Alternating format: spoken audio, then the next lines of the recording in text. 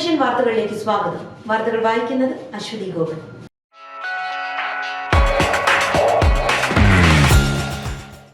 ഗോവിന്ദചാമിയുടെ jail ചാട്ടത്തിൽ സമഗ്ര അന്വേഷണത്തിന് നിർദ്ദേശം നൽകി മുഖ്യമന്ത്രിയുടെ നേതൃത്വത്തിൽ കഴിഞ്ഞ ദിവസം ചേർന്ന ഉന്നതതല യോഗത്തിലാണ് തീരുമാനം.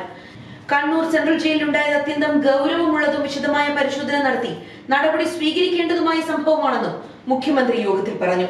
കേരള ഹൈക്കോടതി മുൻ judge justice retire CN Ramachandran Nair, മുൻ സംസ്ഥാന പോലീസ് മേധാവി ജേക്കബ് പുന്നൂസ് എന്നിവരാണ് പ്രത്യേക അന്വേഷണം നടത്തുന്ന സമിതിയിലുള്ളത്. നിലവിൽ പോലീസ് അന്വേഷണവും വകുപ്പ് തല പരിശോധനകളും നടക്കുന്നുണ്ട്. ഇതിനു പുറമെയാണ് പ്രത്യേക അന്വേഷണം. കൂടാതെ ജയിൽ സുരക്ഷ സംബന്ധിച്ച പല സുപ്രധാന തീരുമാനങ്ങളും യോഗത്തിൽ കൈക്കൊണ്ടു. ജയിലിനുള്ളിൽ ഇന്റലിജൻസ് പ്രവർത്തനങ്ങൾ ശക്തിപ്പെടുത്തും. സൂക്ഷ്മതലത്തിൽ ദൃശ്യങ്ങൾ പകർത്താൻ കഴിയുന്ന ഇന്റലിജൻസ് CCTV 4 പ്രധാന ജയിലുകളിൽ സ്ഥാപിക്കും. ഇതിനുള്ള നടപടി അടിയന്തരമായി തുടങ്ങും. അടുത്ത 3 മാസത്തിനകം പ്രധാനപ്പെട്ട 4 ജയിലുകളിലും വൈദ്യുതി ഫെൻസിംഗ് പൂർണ്ണതോതിൽ പ്രവർത്തനക്ഷമമാക്കും. ജയിൽ ജീവനക്കാർ തുടർച്ചയായി ഒരേ സ്ഥലത്ത് തുടരുന്നത് മൂലം ഉണ്ടാകുന്ന പ്രശ്നങ്ങൾ ഒഴിവാക്കാൻ ഓരോ സ്ഥലത്തും 5 വർഷം പൂർത്തിയാക്കിയവരെ മറ്റിടങ്ങളിലേക്ക് മാറ്റും. ശിക്ഷിക്കപ്പെട്ട കൊടും ക്രിമിനലുകളിൽ പലരെയും ഇപ്പോൾ അതീവ സുരക്ഷാ ജയിലിലാണ് പാർപ്പിക്കുന്നത്. ഇത്തരക്കാർക്ക് അന്തർ സംസ്ഥാന ജയിൽ മാറ്റം കൂടി ആലോചിക്കുമെന്നും യോഗം തീരുമാനിച്ചു. ഓണപരീക്ഷ ഓഗസ്റ്റ് 18 മുതൽ. ഈ അധ്യയന വർഷത്തെ +2 ഓണപരീക്ഷ ഓഗസ്റ്റ് 18 മുതൽ ആരംഭിക്കും. പരീക്ഷയുടെ ടൈം ടേബിൾ ഉടൻ പ്രസിദ്ധീകരിക്കും. പരീക്ഷ ഓഗസ്റ്റ് 18 മുതൽ 29 വരെയുള്ള ദിവസങ്ങളിൽ നടത്താനാണ് നിർദ്ദേശം. SCERT തലത്തിൽ തയ്യാറാക്കിയിട്ടുള്ള ചോദ്യപേപ്പർ ബാങ്കിന്റെ മാതൃകയിൽ ചോദ്യപേപ്പർ സ്കൂൾ തലത്തിൽ തയ്യാറാക്കും. തത്സമയം 1ാം പാദവാർഷിക പരീക്ഷയ്ക്ക് മുൻപായി പൂർത്തിയാക്കേണ്ട പാഠഭാഗങ്ങളിൽ നിന്നുള്ള ചോദ്യങ്ങളും കൂടാതെ വന്നിട്ടുള്ള സിലബസിൽ വന്ന മാറ്റങ്ങൾക്ക് അനുസൃതമായിട്ടുമായിരിക്കും ചോദ്യപേപ്പർ തയ്യാറാക്കേണ്ടത്.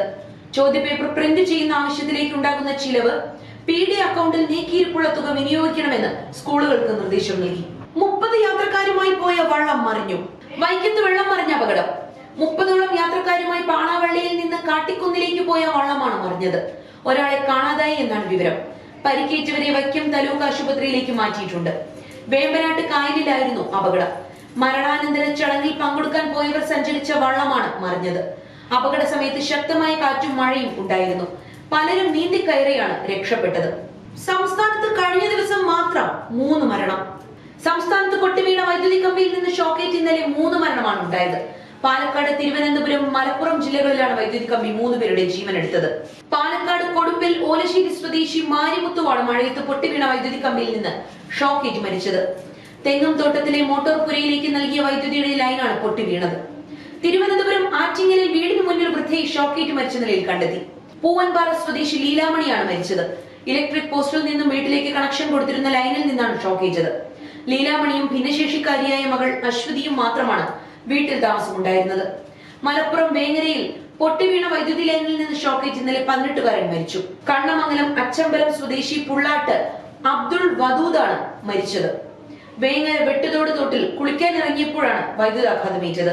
മൃതദേഹം തിരൂരങ്ങാടി താലൂക്ക് ആശുപത്രി മോർച്ചറിയിലേക്ക് മാറ്റി. ജമ്മു കശ്മീരിൽ 3 ഭീകരരെ വധിച്ച് സൈന്യം. പഹൽഗാം ആക്രമണം നടത്തിയ ഭീകരർ കൊല്ലപ്പെട്ടു എന്ന സൂചന. ജമ്മു കശ്മീരിലെ ശ്രീനഗറിനടുത്തുള്ള ലിഡ്വാസിൽ സുരക്ഷാ സേനയും ഭീകരരും തമ്മിലുണ്ടായ ഏറ്റുമുട്ടലിൽ 3 ഭീകരർ കൊല്ലപ്പെട്ടു എന്ന് സൈനിക വൃത്തങ്ങൾ അറിയിച്ചു.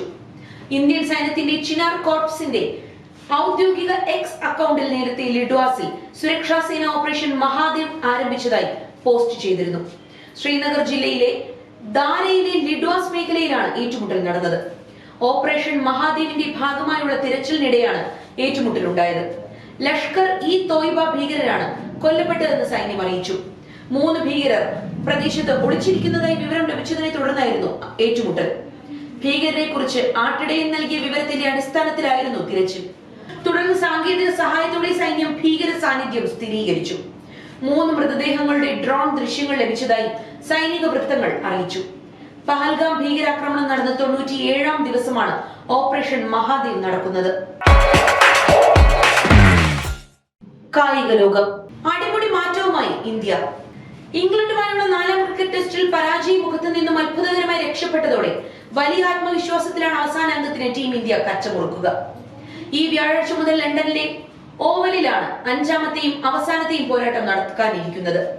പരമ്പരയിൽ 1-2 പിറകിലായതിനാൽ ഓവലിൽ ജയിച്ച് 2-2 പരമ്പര അവസാനിപ്പിക്കുകയാവും ഇന്ത്യയുടെ ലക്ഷ്യം. ശുഭ്മൻ ഗില്ലിനെയും സംഘത്തെയും സംബന്ധിച്ച് വിജയത്തിൽ കുറഞ്ഞതൊന്നും അവർ സ്വപ്നം കാണുകയില്ല. മറുഭാഗത്ത് ഇംഗ്ലണ്ടിന് വീണ്ടും ഒരു സമനില വഴങ്ങേണ്ടി വന്നാലും പരമ്പര കൈക്കലാക്കാം.